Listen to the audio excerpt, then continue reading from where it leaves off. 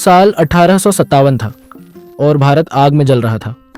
हवा में विद्रोह की चीखें, तलवारों की टकराहट और घोड़ों की टापों की गूंज थी। इस महान विद्रोह के केंद्र में एक व्यक्ति खड़ा था, एक योद्धा जिसका नाम सुनते ही ब्रिटिश सेनाओं के रोंगटे खड़े हो जाते थे। तात्या टोपे।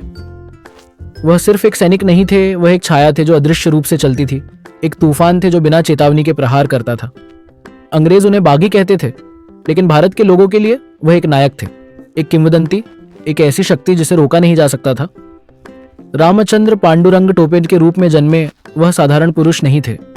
उनका मस्तिष्क युद्ध नीति का मैदान था, उनकी आत्मा स्वतंत्रता की अग्नि से जल रही थी।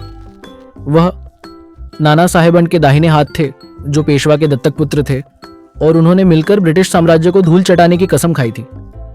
जब मेरठन में विद्रोह की चिंगारी भड़की तो तात्या को एहसास हुआ कि यही वह क्षण था जिसका वह इंतजार कर रहे थे।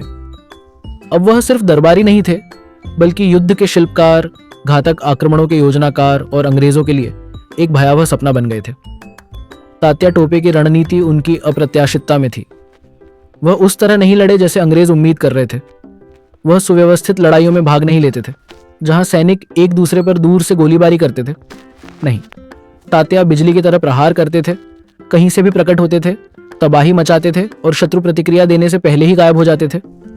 उनका युद्ध कौशल तीव्र, क्रूर और अथक था। उन्होंने भारतीय विद्रोह के सबसे महान सैन्य अभियानों का नेतृत्व किया, बार बार अंग्रेजों को मात दी और हार के मुहाने से जीत छीन ली। उनकी सबसे ऐतिहासिक विजय ग्वालियर पर कब्जा थी, जहां वह रानी लक्ष्मीबाई के साथ कंधे से कंधा मिलाकर लड़े। उन्होंने मिलकर अपने शत्रुओं के हृदय में भय उत्पन्न किया और अंतिम सांस तक लड़ाई लड़ी।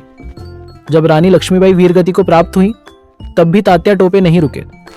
उन्होंने और विद्रोह की ज्वाला को जलाए रखने की शपथ ली और ब्रिटिश हुकूमत को अपने सपनों को रौंदने नहीं दिया।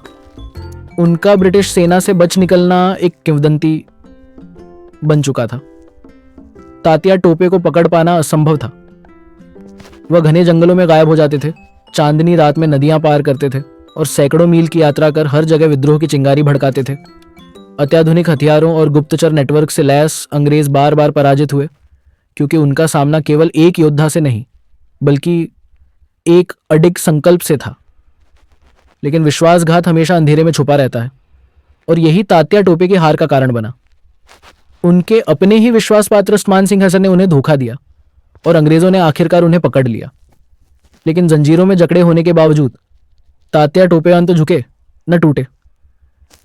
ब्रिटिश अदालत ने उन्हें मौत की सजा सुनाई, ये सोचकर कि इससे उनकी क्रांति खत्म हो जाएगी, लेकिन वे नहीं समझ पाए। किंवदंतियों को मारा नहीं जा सकता। अप्रैल 1959 में उनका बलिदान अंत नहीं था, यह एक विचार का जन्म था, एक युद्ध घोष जो पीढ़ियों तक गूंजता रहा। तात्या टोपे उस दिन मरे नहीं। उनका नाम हर विद्रोह में, हर स्वतंत्रता संग्राम में अमर रहा। वह योद्धा थे जिन्होंने कभी आत्मसमर्पण नहीं किया। वह रणनीतिकार थे जिन्होंने एक साम्राज्य को चुनौती दी, और वह क्रांति की धड़कन थे जिसने पूरी दुनिया को हिला दिया।